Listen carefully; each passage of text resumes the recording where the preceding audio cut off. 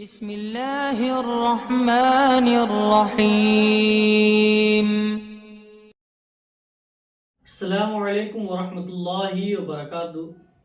حضرات محترم، آج کی اس ویڈیو کے اندر ہم گفتگو کریں گے سعودی عربیہ کے حوالے سے۔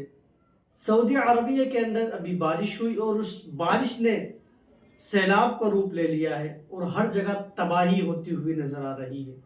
اور سعودی عربیہ کا وہ کون سا شہر ہے حضرات محترم؟ وہ ہے جدہ۔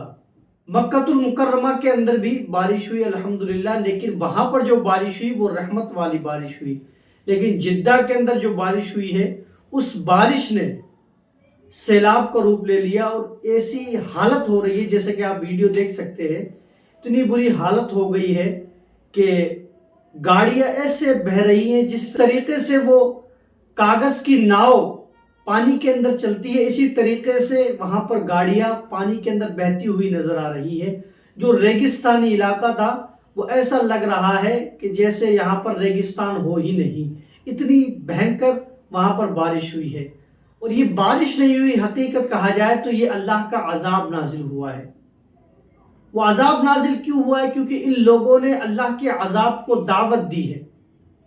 ابھی ریسنٹلی ان لوگوں نے جدہ کے اندر ہی ہیلووین منایا تھا، تو لوگوں نے ان کے بارے میں بولا، ہم نے بھی ویڈیو بنائی تھی اور لوگوں نے بھی ان کو کہا کہ تم یہ کیا کر رہے ہو، اللہ کے عذاب کو تم دعوت کیوں دے رہے ہو؟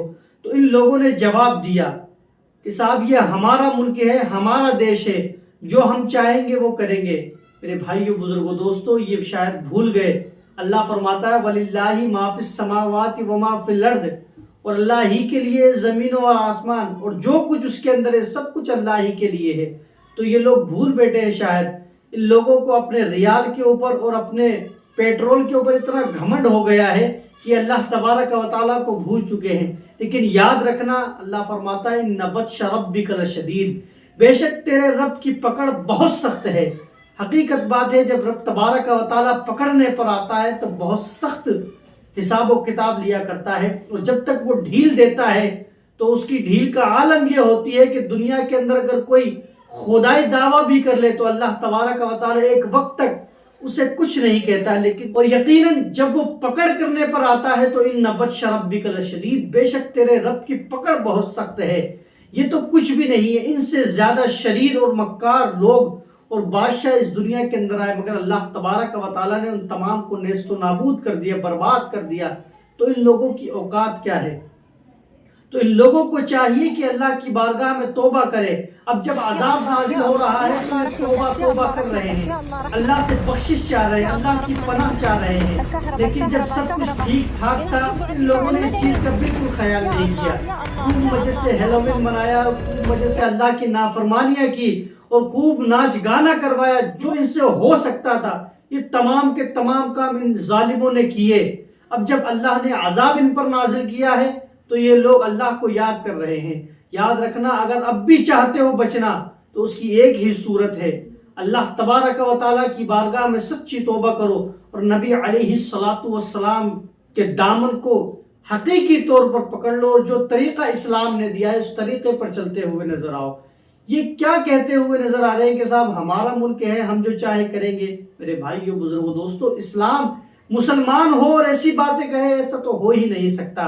علیہ السلام نے ارشاد فرمایا کہ جس شخص نے کلمہ پڑھ لیا، مسلمان ہو گیا، تو پھر اب اس کی کوئی اپنی مرضی نہیں، کوئی اس کی من مرضی نہیں چل سکتی ہے۔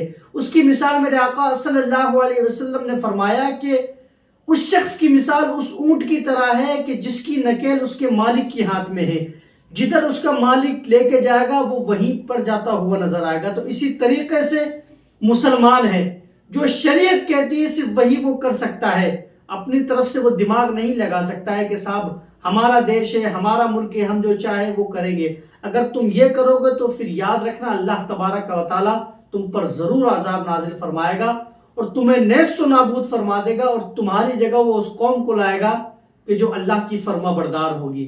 اللہ تبارک و تعالیٰ کی بارگاہ میں دعا، اللہ تبارک و تعالیٰ ہم سب کو عمل کی توفیق عطا فرمائے اور ان لوگوں کو بھی ہدایت عطا فرمائے تاکہ یہ اللہ کی بارگاہ میں توبہ کرے اور اللہ تبارک و تعالیٰ سب کچھ یہ ٹھیک کر دے۔ السلام علیکم ورحمۃ اللہ وبرکاتہ۔